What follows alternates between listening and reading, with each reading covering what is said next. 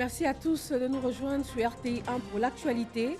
Tout de suite, les titres de ce 20h. Sommet extraordinaire des chefs d'État et de gouvernement de la CEDEAO.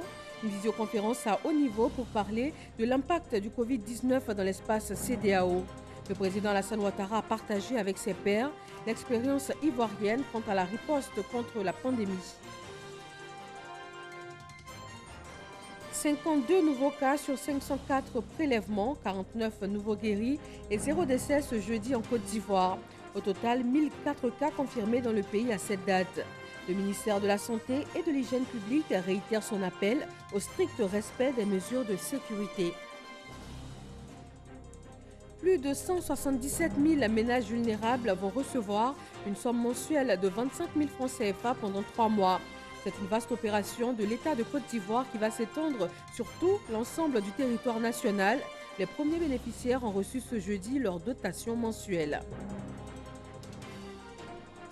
Et puis, dans le domaine professionnel, le télétravail est aujourd'hui la solution utilisée par bon nombre d'entreprises. C'est aussi une décision du gouvernement pour contenir la crise sanitaire du coronavirus.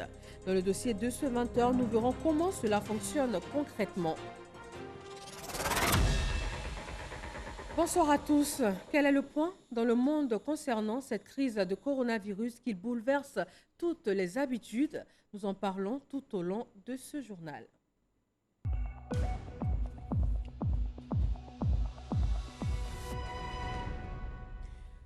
Avant cette actualité sanitaire, parlons religion. Le croissant lunaire a été observé à Bondoukou, dans le nord-est de la Côte d'Ivoire. Le Ramadan 2020 démarre donc demain vendredi 23 avril. La déclaration du COSIM tout à l'heure dans ce journal. Pendant 2 heures de réunion numérique, les chefs d'État et de gouvernement de la CEDEAO ont discuté ce jeudi de l'impact de la pandémie du coronavirus dans leur espace commun. Le président Alassane Ouattara a partagé l'expérience ivoirienne quant aux différentes mesures adoptées afin de renforcer le dispositif de lutte contre la pandémie. Jérôme Kofi Aboula. Les chefs d'État et de gouvernement de la CEDEAO se mobilisent face à la maladie à coronavirus.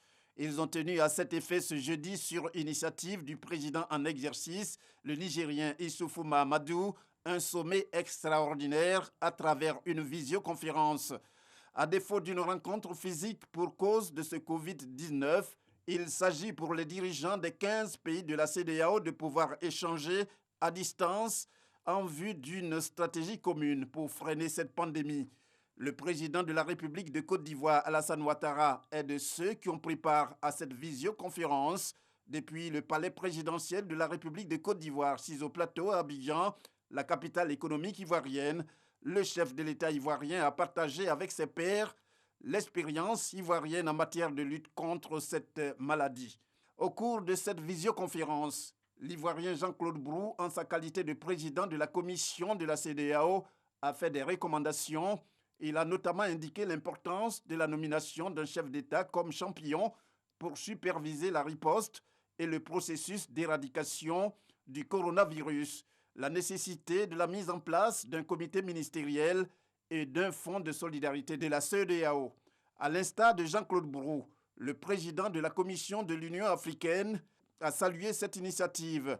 Pour Moussa Faki Mahama, d'origine tchadienne, les Africains, une fois de plus, viennent de démontrer que face à l'épreuve, ils savent toujours parler d'une seule et même voix.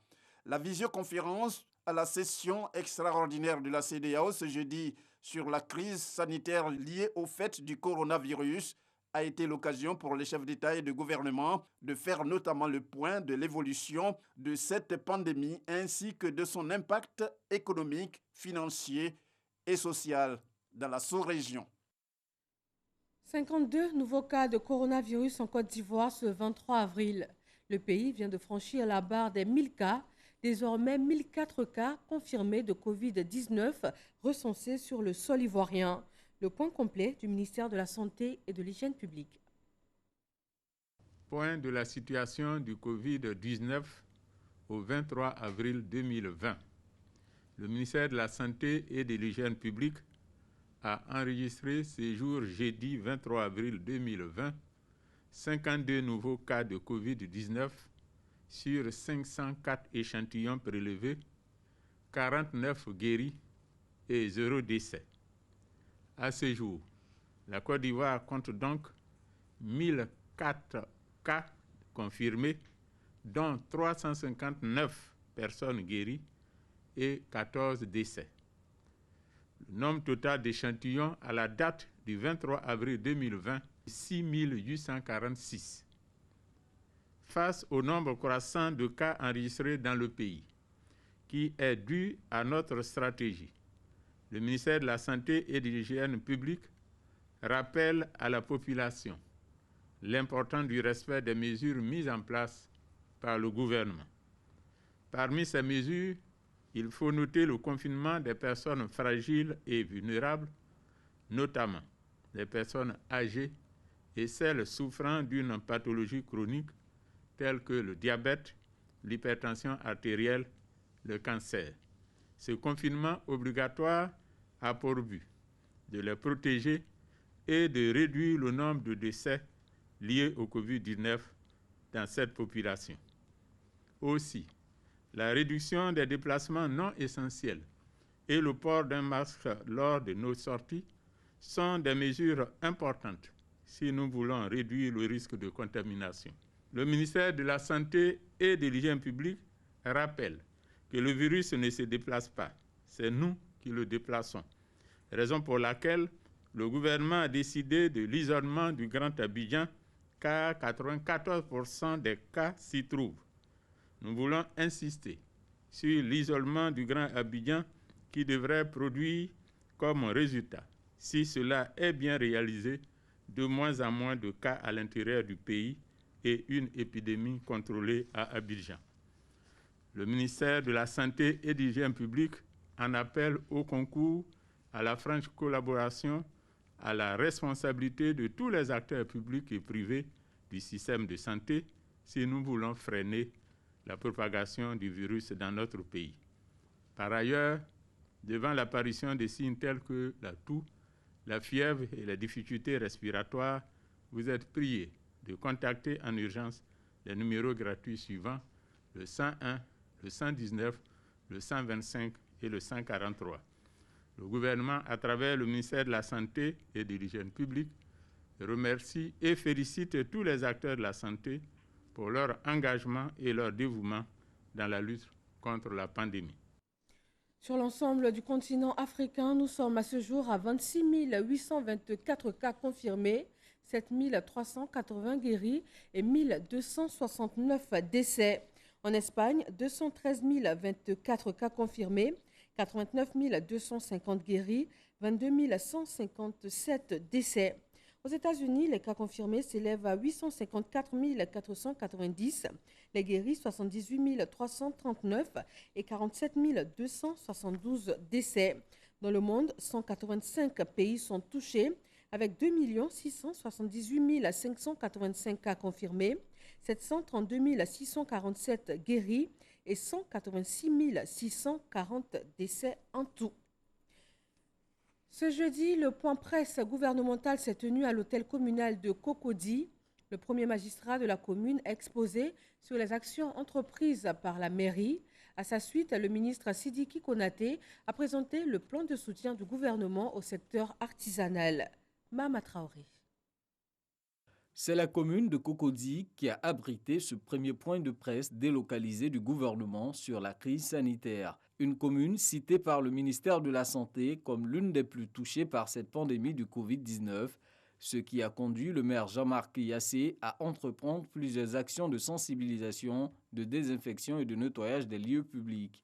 En vue de préparer cette sortie de crise, nous sommes en train de mettre en place avec le conseil municipal une cellule pour pouvoir sensibiliser encore plus nos administrés, en leur disant que certes, le Covid-19 est une maladie, mais n'est pas une maladie honteuse.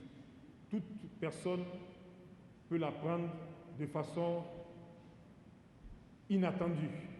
Donc nous demandons d'être compréhensifs et de pouvoir aider les besoins du corps médical et tous ceux qui, par malheur, seront frappés par cette pandémie.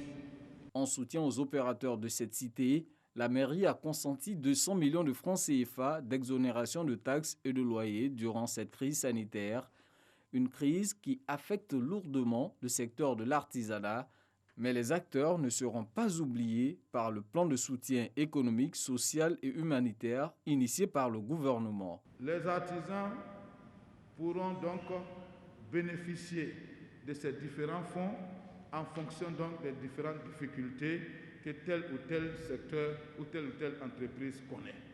Le ministère donc reste leur interlocuteur, les chambres de métiers restent leurs interlocuteurs et leurs différentes organisations professionnelles dans les villes, dans les régions restent aussi leurs interlocuteurs pour pouvoir nous faire remonter les informations qui vont nous permettre de constituer des dossiers que nous allons défendre. Nous sommes là donc pour porter les dossiers de nos artisans afin qu'ils puissent bénéficier de cette aide importante du gouvernement de Côte d'Ivoire. Sidiki Konaté demande aussi aux artisans de s'impliquer dans la production locale des masques. Dans la logique de respecter des normes, le ministère donc de l'Artisanat, en rapport avec les chambres de métiers et les associations des couturiers, a lancé un grand programme. Ce programme vise à faire en sorte que dans chaque commune, dans chaque ville, les artisans qui sont dans le secteur du textile, les couturiers, puissent se mettre en association. Lorsqu'ils vont se mettre en association, pour ceux qui veulent faire des masques, bien sûr, nous allons les aider à aller faire certifier ce travail. Ceci a un double avantage de prendre notre argent, donc de le consommer sur place et de faire redémarrer l'outil de production et surtout faire appel au génie aussi créateur de nos couturiers. En plus de la sécurisation des biens et des personnes, les hommes en tenue s'impliquent désormais dans la sensibilisation des usagers de la circulation sur le port du masque. Nous vous le disions en début de journal, le croissant lunaire a été observé à Bondoukou, dans le nord-est de la Côte d'Ivoire. Dès demain, 23 avril, donc, les musulmans de Côte d'Ivoire démarrent le ramadan, suivant tout de suite la déclaration des premiers responsables de la communauté musulmane en Côte d'Ivoire. Bismillahirrahmanirrahim. Wassalatu wassalam ala ashrafil mursalin wa ala alihi wa ashabi ajma'in. Communiqué. Le Conseil supérieur des imams, des mosquées et des affaires islamiques en Côte d'Ivoire, COSIM, et l'AMSI CODIS, informent la communauté nationale que le croissant lunaire, marquant le début du Ramadan 2020, correspondant à l'an 1441 de l'Hégire, a été observé ce jeudi dans la ville de Bondoukou. Par conséquent, le Ramadan commencera en Côte d'Ivoire, Inch'Allah, le vendredi 24 avril 2020. Par ailleurs, les imams invitent les responsables des mosquées à ce qui suit. 1. Les mosquées restent fermées jusqu'à nouvel ordre. 2. Les prières de Tarawih et de Tahajjud se feront en famille en respectant les mesures barrières décidées par le gouvernement. 3. Les appels à la prière, c'est-à-dire l'azan, se feront aux heures indiquées. Les imams souhaitent bon ramadan à toutes et à tous. Je vous remercie. Niye kibaraye kawanya limami tomba flyero Côte d'Ivoire, COSIM ani AMSI CODIS. Koka silama bela janil lalonia kafo sungalo kalo yeli sabatila bi jeudi la Bondoukou. Ko lado. Nala subhanahu wa ta'ala sonama jumalo. No le bena be avril kalo tele munga ani nani ma 2020 na o le bena be sungalo tele folama Côte d'Ivoire fambe. Min lanbo kan ko ka mo lalonia ko fo misiru bena to datuguli bolo ma fo ka ta se wakati wore mime lo janseluye Tarawih ani Tahajjud o be ka so kono mime selita weleliye selu bena wele o wele wakati la comme lon me nyamima. Demain, vendredi 24 avril, marque donc le début du Ramadan 2020. Ils sont 177 198 ménages ivoiriens à faible revenu que le gouvernement va assister pendant les 3 prochains mois. Une dotation mensuelle de 25 000 francs CFA pour les aider à faire face à leurs charges en ces moments particuliers. L'opération a été lancée ce matin et les premiers ménages ont déjà reçu les 25 000 francs CFA de ce mois. Isaïo. L'heure est désormais à l'action. C'est par cette phrase que la ministre Maria Toukoné a lancé l'opération d'aide du gouvernement à l'endroit des personnes vulnérables en cette période de pandémie du coronavirus. Ce fonds de solidarité permettra à chaque ménage à revenu faible de toucher mensuellement la somme de 25 000 francs CFA, et ce pendant 3 mois. 177 198 familles sont concernées par cette opération à travers tout le pays. Les ménages qui répondent aux critères suivants. Il s'agit des personnes vulnérables, confinées et leurs familles, particulièrement les personnes âgées, les personnes en situation de handicap, les femmes chefs de ménage. Il s'agit des familles des personnes qui sont décédées du fait de Covid-19. Il s'agit des malades indigents, des enfants et adolescents vulnérables, des orphelinats, pouponnières et enfants en situation de rue qui sont confinés du fait de Covid-19. Il s'agit des personnes qui souffrent de maladies chroniques.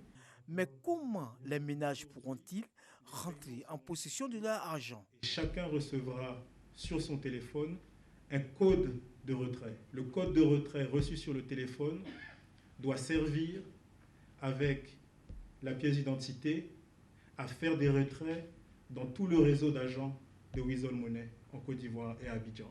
Séance tenante, 2358 ménages reçoivent leur argent. Comment vous vous appelez, madame? Je m'appelle Amoro Makonya, madame. Je suis madame le ministre de la Solidarité. Hi. Je vous appelle au nom du président de la République de Côte d'Ivoire, M. Alassane Ouattara. Qu'est-ce que vous avez reçu comme... Vous avez reçu un message? Oui, je viens de recevoir un message de 25 000 francs. 25 000 francs, ben, c'est pour vous aider par rapport à la maladie qui sévit actuellement. Voilà. Oh, merci madame infiniment. Merci au ministre aussi de la République. Diara Djelika, vivant dans la commune de Yopougo, est l'une des bénéficiaires du transfert d'argent. Elle ne cache pas sa joie après avoir empoché son argent. Il y aura beaucoup de changements parce que je ne savais même pas comment j'allais gêner mes enfants et puis mes petits-enfants demain. J'ai pensé à ça.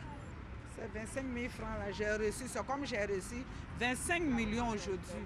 Comme elle, Amoro Aou, habitant à Abobo, à Kisibri, Madeleine, à Cocody et Die Polo Ruth à Koumassi ont exprimé leur gratitude au gouvernement après avoir perçu leur argent au guichet. Cette opération touche également 185 ressortissants ivoiriens bloqués à l'extérieur du pays à cause de la pandémie à coronavirus.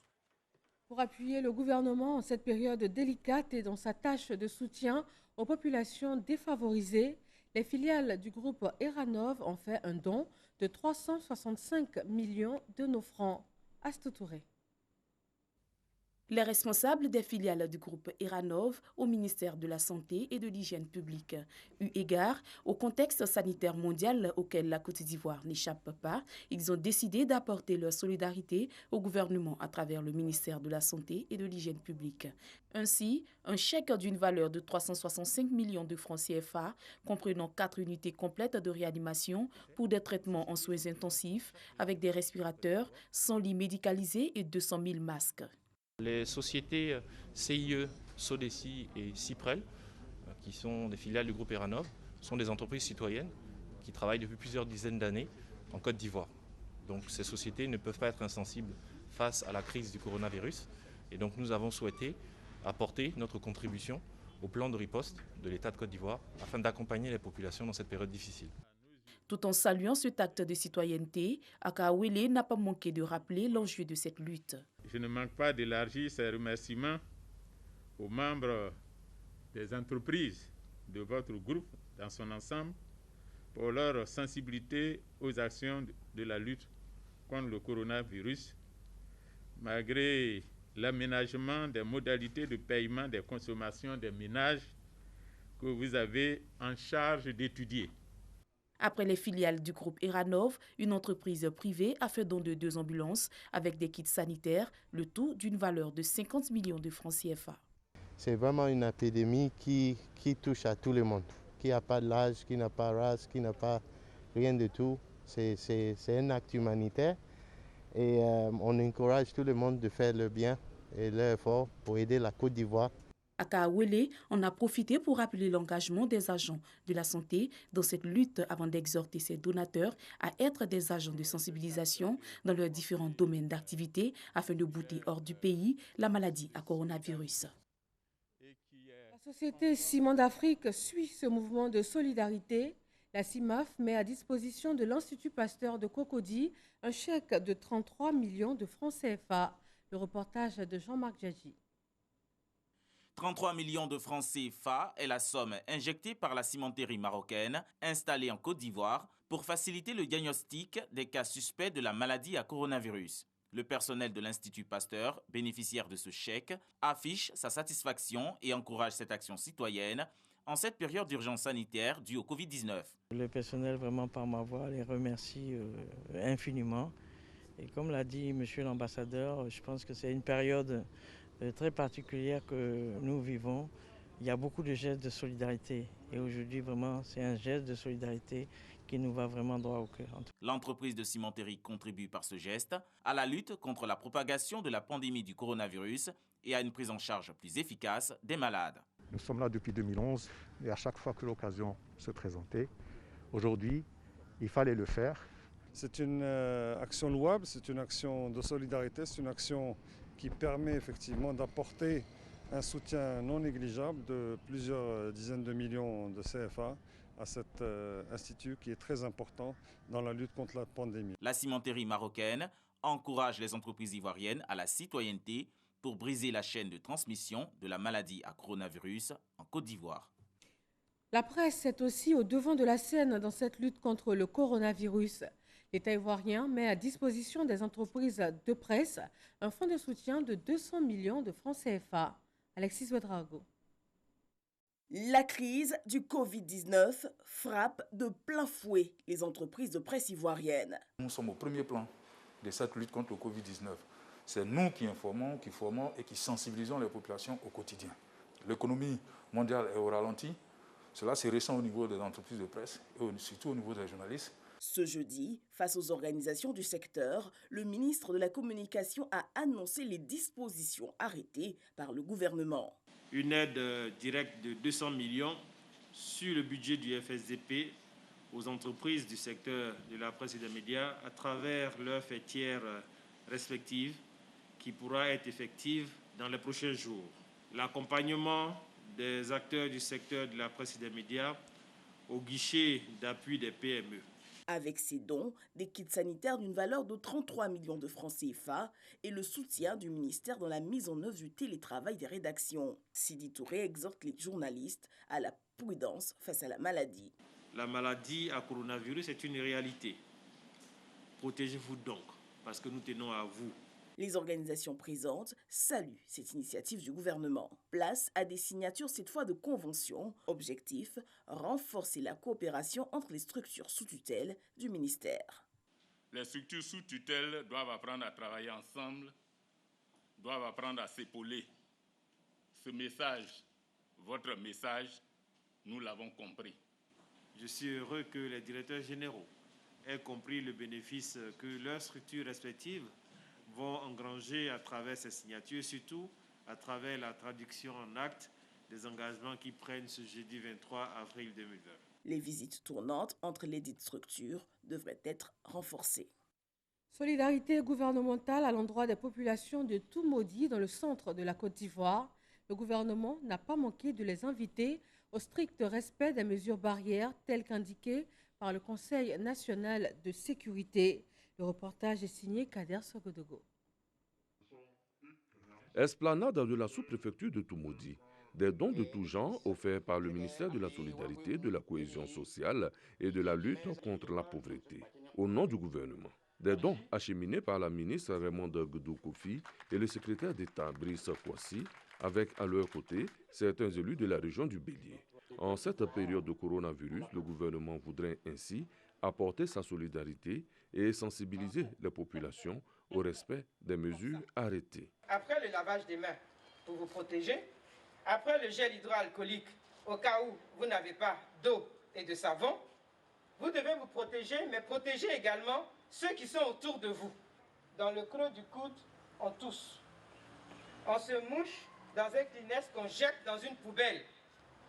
Et si d'aventure, malgré tout ça, vous vous sentez mal, vous éternuez, vous toussez, allez à l'hôpital, faites-vous ausculter et à ce moment-là, là-bas, on vous dira de quoi il s'agit. Cette cérémonie a été l'occasion pour la sénatrice Ayoua Ngro Tamini d'apporter son soutien à l'action du gouvernement à travers un don au service public en première ligne dans la lutte contre le coronavirus à Toumoudi. C'est une maladie, personne ne sait d'où ça vient.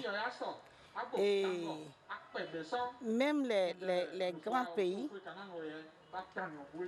il y a eu plein de morts et encore des gens qui sont hospitalisés.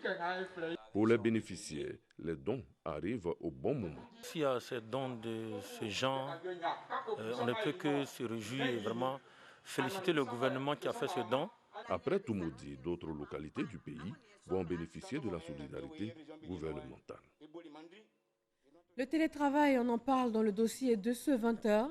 C'est un mode de travail qui s'exécute hors des locaux de l'employeur et ce, de façon régulière par un salarié en utilisant les technologies de l'information. Depuis l'avènement du Covid-19, c'est la nouvelle habitude de travail. Elle s'impose pour freiner la propagation de la maladie. Mais comment les entreprises mettent-elles en pratique cette méthode? Est-ce aisé pour les employés de l'utiliser? Sidonie Davila a fait le tour du sujet. C'est Alice. Les yeux rivés sur son ordinateur, est la directrice générale d'un cabinet de courtage. Depuis quelques semaines, elle travaille à la maison. En clair, elle est en télétravail. Avant même le Covid-19, il m'arrivait de faire du télétravail, notamment les week-ends, parce qu'il y a pas mal de clients qui me sollicitent sur certaines préoccupations. Donc j'arrivais à gérer à distance et à répondre à leurs besoins. Le télétravail s'est imposé à cette mère de famille à cause de la survenue du coronavirus. Ce mode de travail lui permet de maintenir l'équilibre entre vie familiale et vie professionnelle. J'arrive à concilier les deux parce que je me suis fixé quand même quelques règles. Les enfants savent que quand maman travaille, il ne faut pas trop déranger à part cas de force majeure. Chef de service contrôle interne dans une banque de la place, Kevin Dadigrand, lui aussi, est un télétravailleur. Dans cet espace aménagé chez lui à la maison, il s'astreint aux horaires de travail comme en entreprise. Seul, face à tes responsabilités, si l'employé n'est pas vraiment responsable, franchement, ce sera la catastrophe parce qu'on vous donne des horaires, toi tu te donnes une conduite à tenir. Le télétravail est un travail qui s'effectue via les TIC en dehors des locaux de l'entreprise qui emploie. Généralement, les télétravailleurs optent pour leur logement. Un mode de travail fortement recommandé par le gouvernement depuis quelques semaines à cause de la crise sanitaire.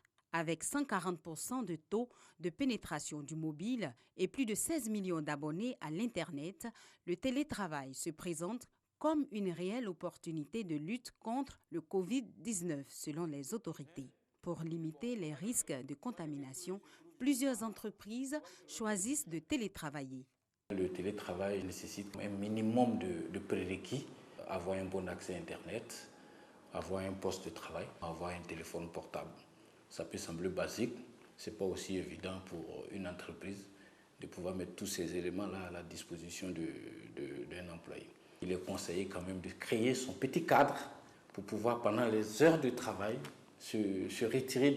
Le télétravail, une réalité à la radiodiffusion-télévision ivoirienne.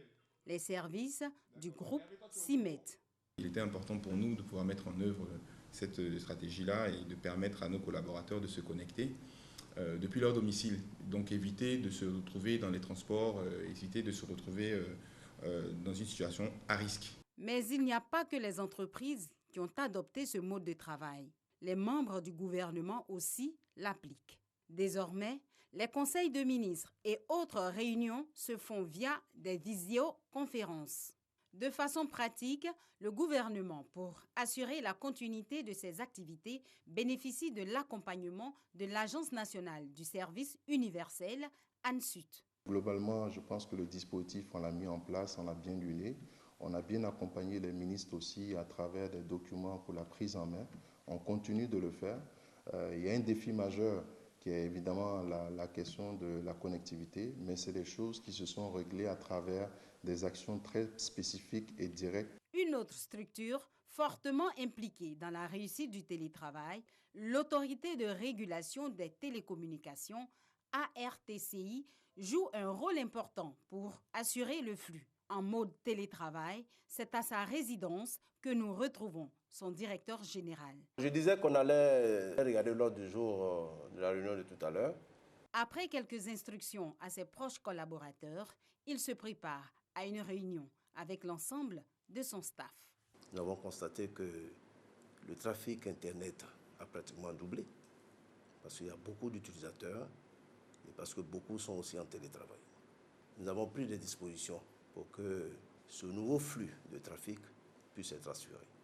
Nous sommes tous utilisateurs de données et il fallait donc que nos opérateurs fassent un dimensionnement de leurs équipements et que bien sûr que les consommateurs aussi puissent avoir des tarifs assez intéressants. Du côté des opérateurs mobiles, quelques aménagements ont été aussi faits. Nous avons mis une solution qui s'appelle Booster, qui permet aux entreprises d'acheter un volume d'Internet et redistribuer à ses employés qui peuvent utiliser gratuitement sur des liens ou des applications qui ont été définies par l'entreprise. Ce sont les offres de connectivité à travers nos offres de fibre optique, d'accès mobile sur la data, des offres aussi de sécurité parce que lorsqu'on parle de télétravail, c'est l'ouverture des systèmes d'information. Donc nous mettons en offre, nous avons aussi développé un catalogue d'offres de sécurité. D'ici, nous pouvons effectivement surveiller la qualité du réseau. Lorsqu'on constate une baisse du trafic, on va contacter l'opérateur pour savoir s'il y a des difficultés quelque part. Aujourd'hui, avec toutes les actions coordonnées de l'État et des opérateurs mobiles, le télétravailleur peut aisément disposer d'un environnement adéquat avec des avantages certains. C'est quand même un avantage du télétravail de pouvoir profiter un petit peu de sa famille qu'on a sur place. Pour chercher même un vêtement, même pour aller au travail, déjà, c'est un stress. On évite aussi le stress des embouteillages près d'1h30 pour arriver au travail, 1h30 au retour. Ça fait 3 heures de temps gaspillé. Vous voyez déjà que je peux utiliser ce temps pour mettre à profit. Mais le système télétravail connaît aussi quelques inconvénients. Les cybercriminels, les hackers, c'est une réalité. Ils sont aussi conscients, je veux dire, du boom qu'on va avoir dans le télétravail. Il faut vraiment respecter les règles de l'entreprise en termes de sécurité du système d'information. Tous ceux qui sont des cybercriminels, tous ceux qui font des fake news, nous arrivons toujours à les identifier. La RTCI, à travers le centre d'alerte et de veille aussi des incidents du réseau Internet, essaie de traquer ces cybercriminels. La situation de pandémie Covid-19 fait de ce mode de travail appelé télétravail le plan B le plus sûr pour minimiser à coup sûr les risques de propagation du virus et mieux gérer l'économie du pays. Merci à Sidonie Davila pour ce dossier sur le télétravail. Un secteur d'activité où le télétravail n'est quasiment pas possible, c'est le tourisme. Yamoussoukro, la capitale politique du pays, ressent de plein fouet les impacts économiques du coronavirus. Le secteur touristique, donc notamment vecteur de développement local, enregistre d'énormes pertes. Plus de 5000 personnes se retrouvent au chômage. Kader Sogodogo. Hôtel Président Yamoussoukro. En temps normal, le hall de ce réceptif grouillait de monde. Aujourd'hui, tout est fermé. Sur 285 chambres, seulement une quarantaine au bâtiment annexe fonctionne, avec une clientèle qui n'existe pratiquement pas. Toutes ces salles ont fermé. Et pourtant, un conseil des ministres s'est tenu ici cette année. L'hôtel appartient au groupe Soder Tourlac. Cette structure étatique s'occupe également de l'ex-hôtel Les Parlementaires, devenu aujourd'hui HP Resort, et de l'hôtel Carrefour de Séguéla. Ces deux hôtels ont mis la clé sous le paillasson. Sur un effectif de 593 salariés, plus de 500 sont aujourd'hui au chômage. Le déficit financier a largement dépassé le milliard. Qui est à la base de ce désastre? Le coupable est tout à fait connu, le Covid-19 ou encore coronavirus.